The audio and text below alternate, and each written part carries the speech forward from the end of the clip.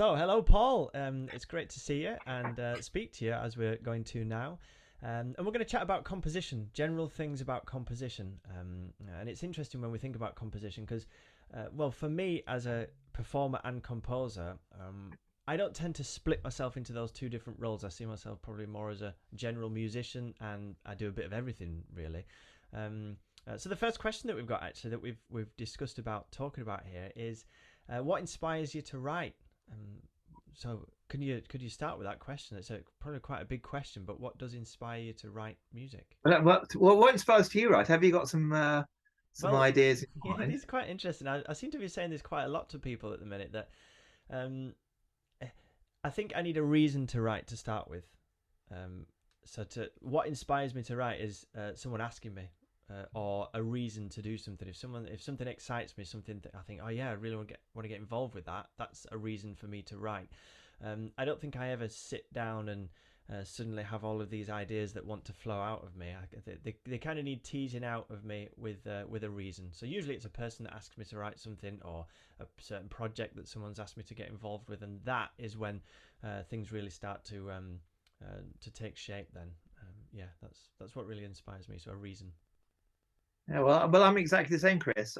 Completely exactly the same answer, actually, Mm. almost word for word. I've never kind of woken up thinking I've got to write a symphony today. I've got to write a clarinet sonata. It's exactly the same thing. It's very much more practical, really. I do love writing for particular people. That's a really great inspiration, really. And if someone says, well, like Victoria has recently asked for a few bits and pieces, and it's fun. It's very nice to write specific pieces for a specific person. Because when Nielsen wrote his clarinet concerto for Oxenberg, he went further than that because he tried to put Oxenberg's character into the actual writing. And I don't think I do that. Maybe I do unknowingly, but I don't think I do that. But exactly the same with you. It's for someone or as a particular project. If my publishers ring up and say, can you write another book of sight reading pieces, then I'm happy to do that, and I know exactly what is required. Mm. So what about specifically getting into the detail of a piece? I mean, I write particularly mainly for the saxophone. I think mainly because I am a saxophonist, and more often than not, I'm writing either for myself or for a group that I'm involved with. My first go-to would be to sit down with my instrument and start playing with my instrument. I've not really got into the world of writing music for many other instruments, and if it is, it's usually ones that I'm have some sort of knowledge of. How do you go about that? Because I mean, you'll be known by a lot of people from your exam music, and that's how people will know you with your saxophone and clarinet music. How do you go about that? Do you start with the instrument, or is there other ways that you tease the Well, instrument? that's interesting thought, Chris. The when I write for the clarinet, or the saxophone. I mean, I know these instruments as you do so well that I don't actually need the instrument. I don't need the physical instrument because when I write a note, I think of that note as the fingering of that note. I feel the fingering in my head and physically. So when I'm writing a phrase, I'm experiencing virtually, as it were, actually playing it at the very same time. So I don't sit at the piano or sit at the clarinet, as it were. It comes from somewhere else. But I'm very aware of the physical feel of every phrase that I'm writing. It's just there in my head because I know the instrument so well. I mean, I do write for other instruments as well, and to some extent I quite like to have an idea of what that feels like.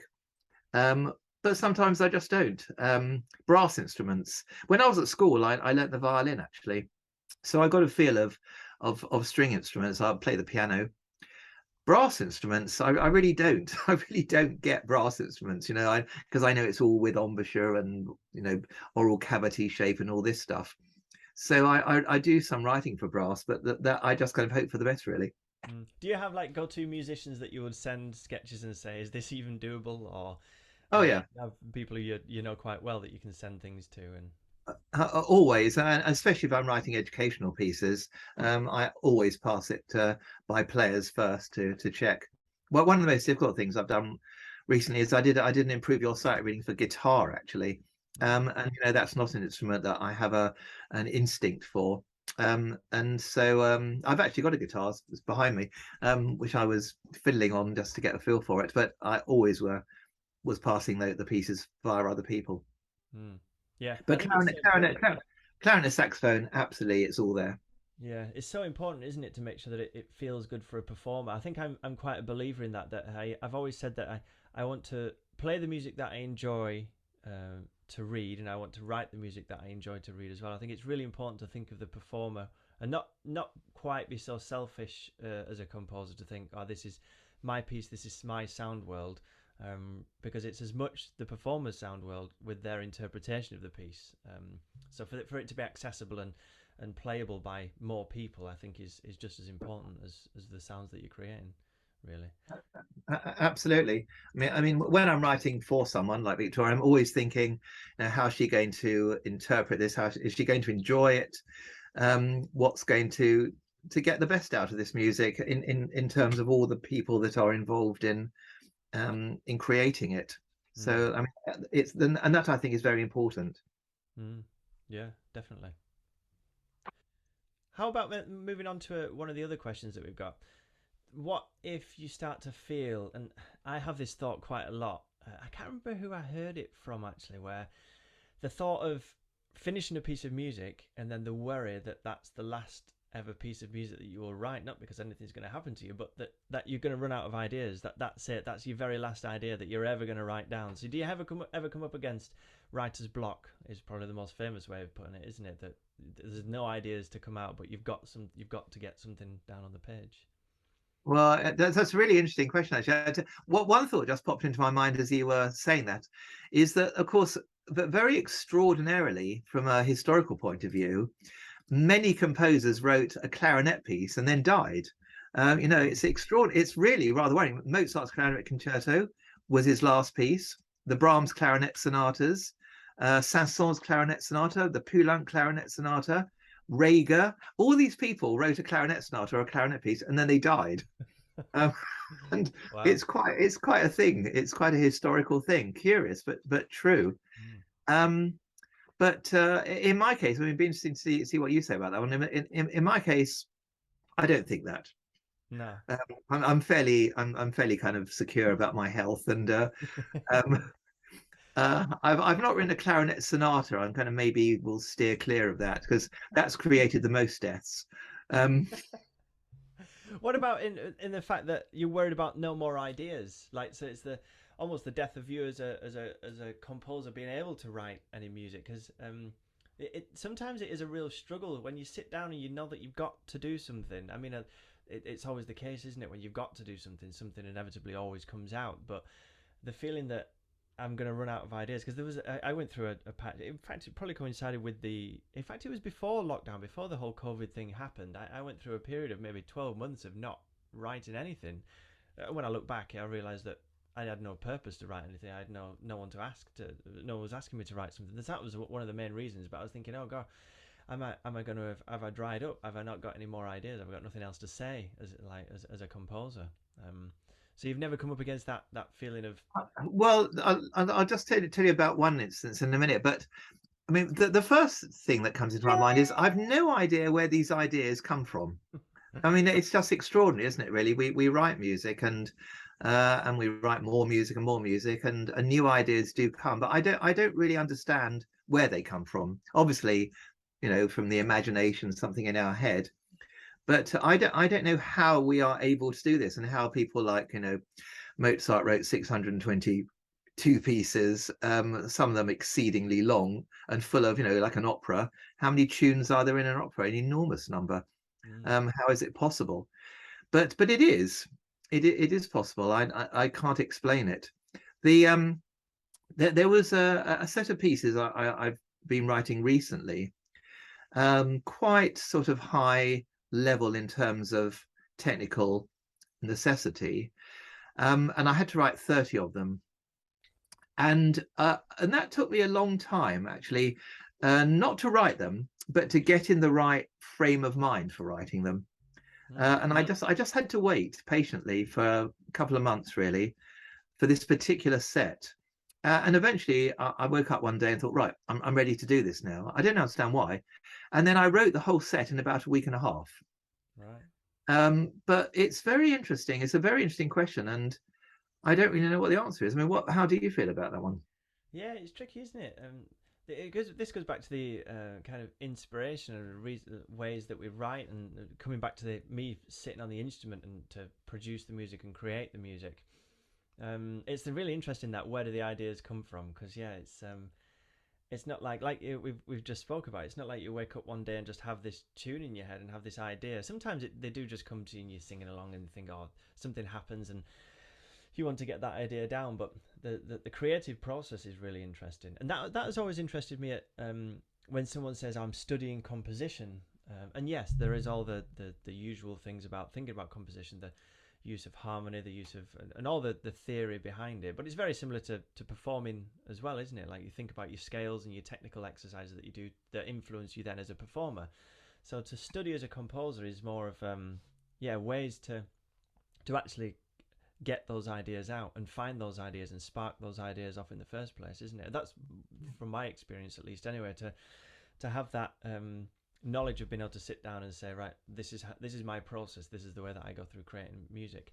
I did do something actually when I was at university, which was looking more at I don't know if you know the composer Tom Johnson, who creates music through putting his music into a mathematical pattern or process. So he always says that he's not a composer, but he's a producer of music because the music. Is he bedtime stories? Um, it could be. He does do a lot of storytelling through his music.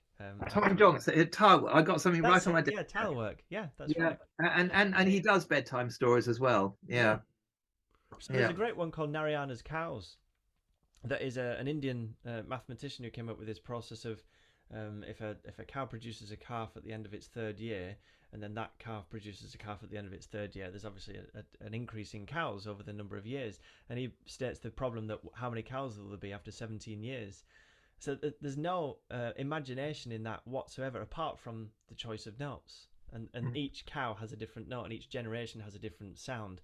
So you get to hear all of these generations of cows through music, but um, there's no real creative process through that, apart from, like I said, the note choice that is being used, and that's all there is. And his piece of music is kind of written before it's been written because it's all there as a musical process.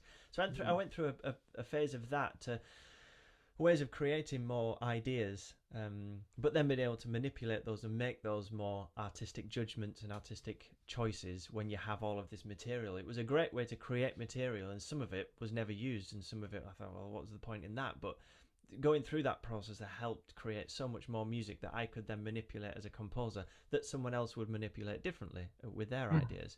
So that was a really interesting way to create music and produce more music to stop that worry of, well, what if I run out of ideas, kind of thing. So having these kind of techniques and processes that we go through as composers to create new music, I think is quite important. Yeah, I've never actually woken up in the morning with an idea. Mm, I've got to write that idea down before I forget it. That's never happened to me actually. mm, I've never had that experience, which I know people have, and it sounds it's a kind of romantic mm, ideal of being a composer really. yeah. Never done that. To me it's an intellectual process to some degree that I'm going to write this piece now and it's for this person who can do this on this particular instrument. It's going to be within this kind of style. I don't think I have a style, but I write within certain parameters. I don't write atonal music, or at least hardly touch that sort of area. I don't write baroque sounding music unless I want to write a pastiche. So with all those ideas, I just sit down and do it, Mm. and it formulates itself. Have you ever written a fugue? No. I think I might have done as like an exercise at university where we were given the challenge of writing a fugue. No, that's But I yeah, wouldn't because say. I have written a couple of fugues. I wrote a fugue for this recent set of pieces, but it was very very kind of what's the word for it? Uh, um, I mean, I created it not in an instinctive kind of way. It was very intellectually created. It didn't feel as though I was composing it really. Mm. It was just something that was being put together via following a lot of rules Yeah, that yeah. one kind of understands. Do you feel Um, like you maybe create your own rules though? Because I've found myself writing a piece before, and I get to a certain point, and I instantly I could spend a long time formulating the core of the piece, and then suddenly it gets to a point, and I write the whole piece within an afternoon because it gets to a point when I've written it, and I think, oh yeah, this is my piece now. That goes there, that goes there, that goes there, that goes there, and it does this to get to that point. And I think I'm starting to develop a voice with that. And I think it's taken me a long time. I mean, I've been composing for years and years and years now, and I've not written a million pieces of music. But when I get to that point with a piece of music now, I feel comfortable with what I do with it. Maybe it's maybe it's getting a little bit boring. Maybe I do need to mix it up a little bit for me and for a listener and for a performer. But I seem to be falling into this formulaic way of writing that works, and I feel quite comfortable that I can create something now quite quickly because I feel comfortable with if I have this idea in front of me, I know what to do with it to extend it into a piece of music. Then, do you feel like you could? Because you were just talking about those 30 pieces and you wrote them quite quickly after having a long period of thinking about them. Did you find that once you got those ideas that it did flow quite naturally, quite easily? oh yes, completely. And once you're in the zone, if you're happy with that expression, it just kind of happens. And right, interesting. Sometimes when I'm writing a piece, I'd say, I mean, it doesn't really make any sense to say this, but I'd say it writes itself. I mean, obviously, it doesn't write itself. I have to write it. You have to write it. But in a kind of way, it writes itself. And interestingly, there's a set of clarinet pieces I wrote quite a while ago called Visions. I call them Visions. 5 pieces for clarinet. And I have a very clear memory of writing those pieces. And I have a very clear memory that they sort of wrote themselves. I kind of sat down and started, and then it was finished. Hardly with me having to think too much about it. I must have had such a clear intention, an idea, what they were going to be and how they were going to turn out, that they just did.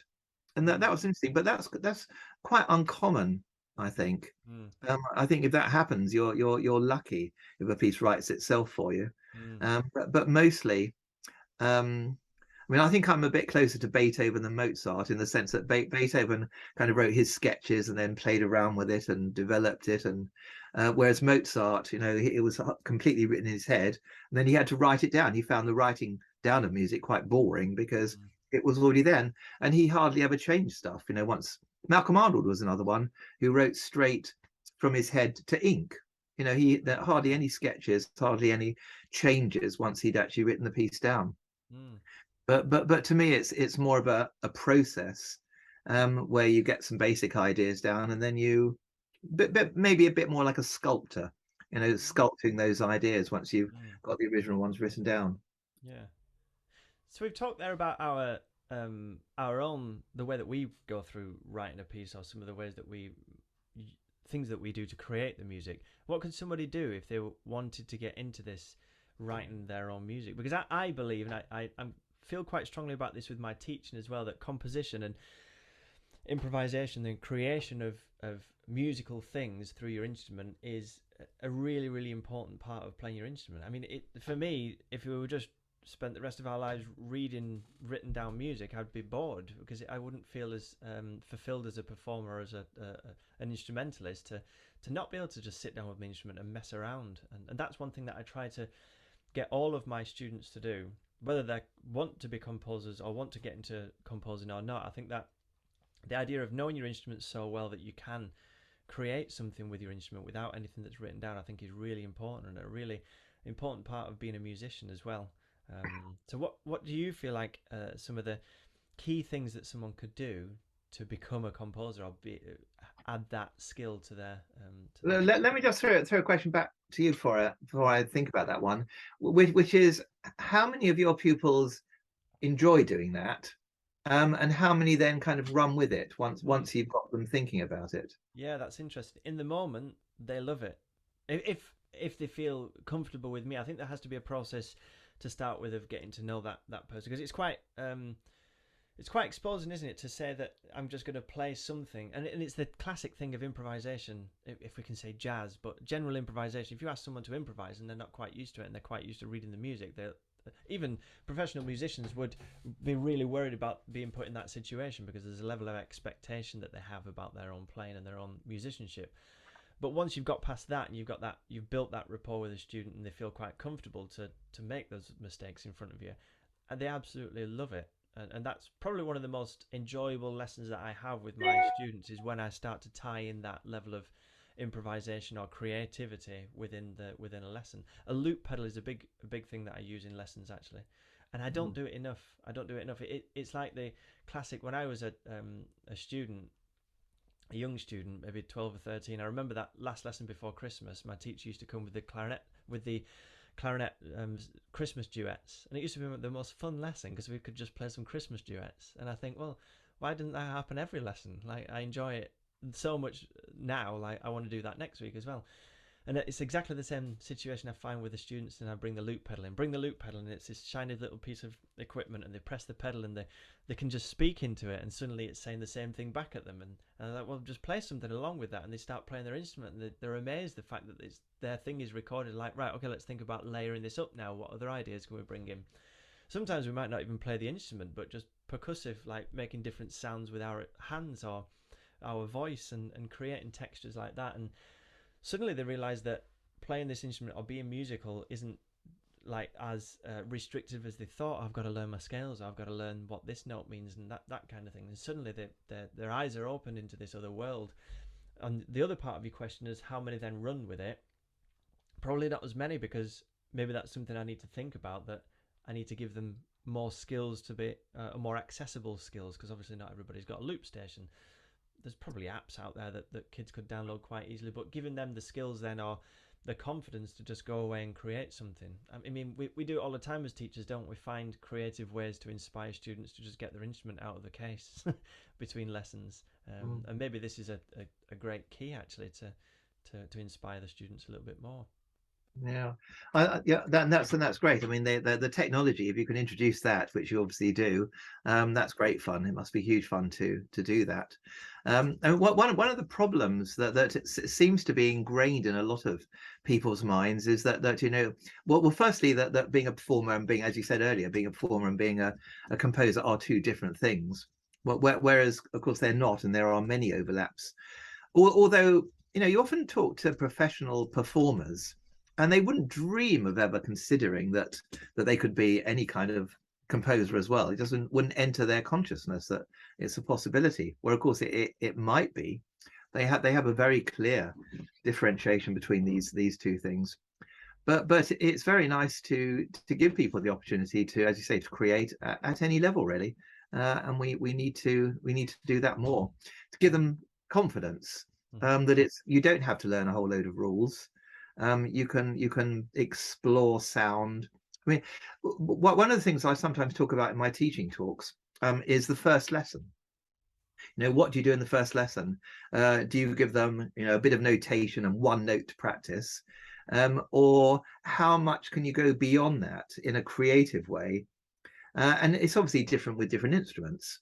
On the piano, you've got a million notes there that you can play straight away, and let's do that. And piano teachers that just do a piece with one note in the first letter, you're not allowed to touch the other notes, must be okay for some, but for other young people or learners, whatever age, they must think, but I want to do the other notes as well.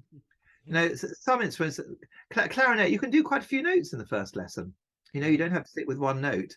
And other instruments, it's different, but it's interesting, how far would we allow ourselves to go in that first lesson, and thereafter then, what are we going to set up as the restrictions, and if we don't set them up, too many of them, then everyone can have a go, which is lovely. Yeah, that's an interesting point, isn't it? I mean, we're kind of moving into the world of as a teacher now, aren't we? And thinking how we can create those more creative opportunities within a lesson. But I think that's interesting, the point that you just made about the restrictions that we put on our students, and that's what it is, isn't it? I mean, there's a classic thing when you get a whole class of kids for the first time. You give them all a percussion instrument, and then you say, "Don't rattle it, keep Mm. it still." And all, like, imagine what you've just done to them. You give them this really exciting piece of equipment that they've never seen or used before, and you're telling them to not make a sound. It just seems like the backward thing that you want to be doing, isn't it? And that creation of sound and exploration of sound is done a lot when students or children are very very young, but not as much. And as we get older and older and older and older, we find that our creative, and this is I think in all walks of life, isn't it? Everybody feels like this, that our creative output and opportunities or ways of expressing ourselves seem to get smaller and smaller and smaller for a number of reasons that we've not got anywhere near enough time to go into now. But it's an interesting thing, that, isn't it? That Mm. Mm. the Mm. inspiration that we've got from our teachers is sets us up, really, doesn't it, for what we end up doing. No, completely. And it is nice. I think a lot of people suddenly find that they can actually do more in the creating side of music than they might have thought they could do, just because we've opened that door, and said, here's the door, you can go through it, and you don't have to learn a whole load of rules. You can actually explore this, and get quite a bit of fun out of it. And for example, when I'm teaching technique, I'm always saying, now I'm not going to give you some exercises necessarily. I want you to make them up. This is what you've got to do. This is what you've got to explore. Make up your own exercises. Yeah. And how many different kind of exercises can you make up? And once you've opened their minds to that, the sky's the limit, really. Mm. And once they get into that kind of thing, then and they begin to start having those kind of ideas on their own, then the sky's even the higher limit. Yeah. So that's a great way of someone just getting into it, isn't it? So if they were just to create their own technical exercises, instead of opening up that book and saying, I'm going to do this study in G major, well, just take that G major scale and do what you want to do with it, and create yourself. And I think exactly the same, actually, because that is a level of composition.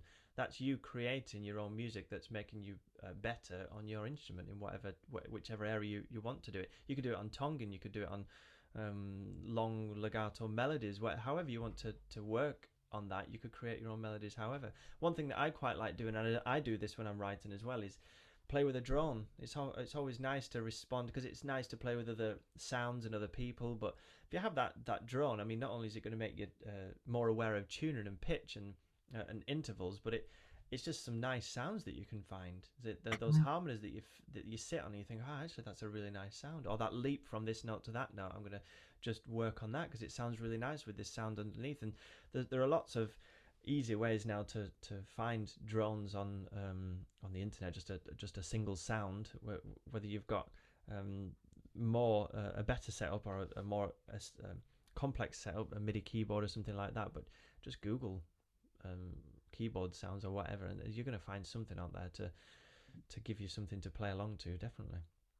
Absolutely.